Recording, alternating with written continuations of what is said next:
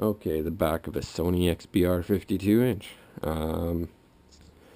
Here we have a power board. Worked on that a little bit last night because I thought the bridge rectifier might be bad, but not the case. All the voltages are pretty good. It had no picture.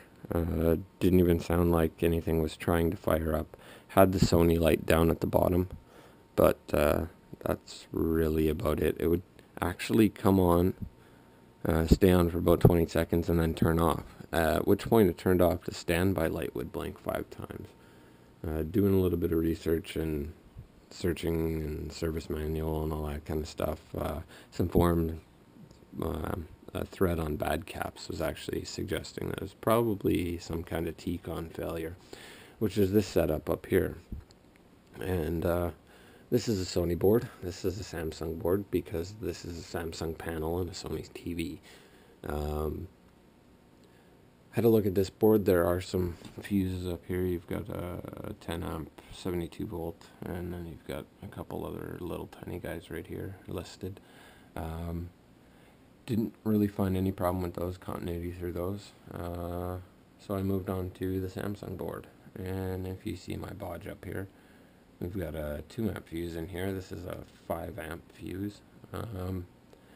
That's basically the lowest one I could find. I could find some 6s and some 8s, but I didn't want to put that in. So I put in a 2, and I figured if, well, I think it's only 12 volts going through here. So I figured if we're drawing more than 2 amps on that thing, we blow it out, and I'll go get a 5 amp fuse. But I'm going to go do that anyway.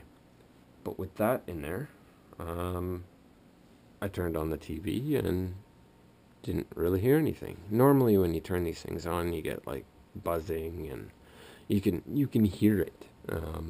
This TV, it's plugged in. I hit the button. A little bit of a click. Not much.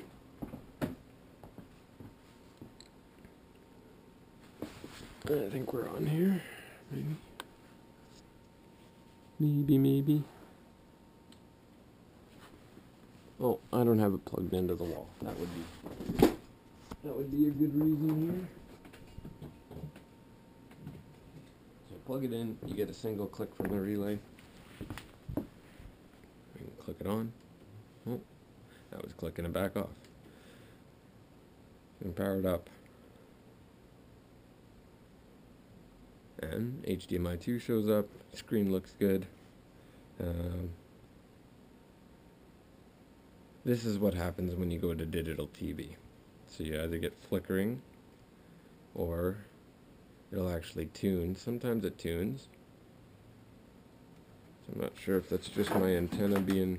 Yeah.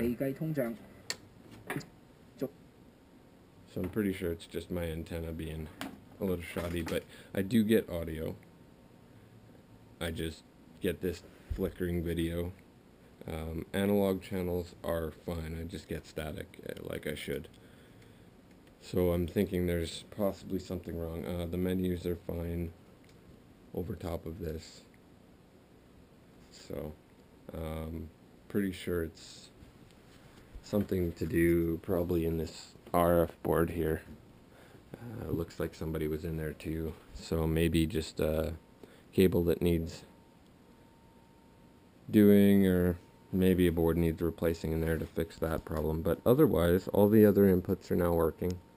I did have a tab bonding line issue. As soon as I did put this fuse in, everything powered up, but I had repeating vertical lines, multiple colors, red, blue, green. It was repeating, they were evenly spaced, and you could see the picture in behind them.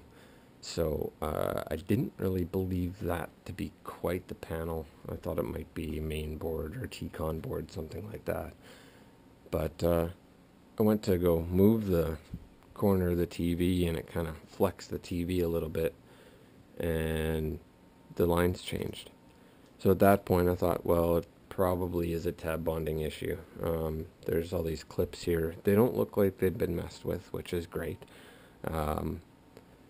But I started tapping along the top, and I noticed more changes on this side.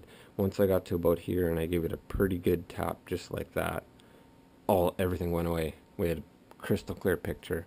So what I'm probably going to do is there's a little sponge guy just in there. Probably going to add some more. I'm wondering if it's just maybe bad ground, bunch of dust under the the ribbon there. Basically, there's a little ribbon that makes contact on a finger circuit board, and it they can start to peel away, or with heat they peel away from the circuit board. So usually what I'll do is I'll put some rubber tubing all the way along the top of the TV, just on top of that double-sided stick tape and rubber tubing, and then it kind of just compresses everything in there.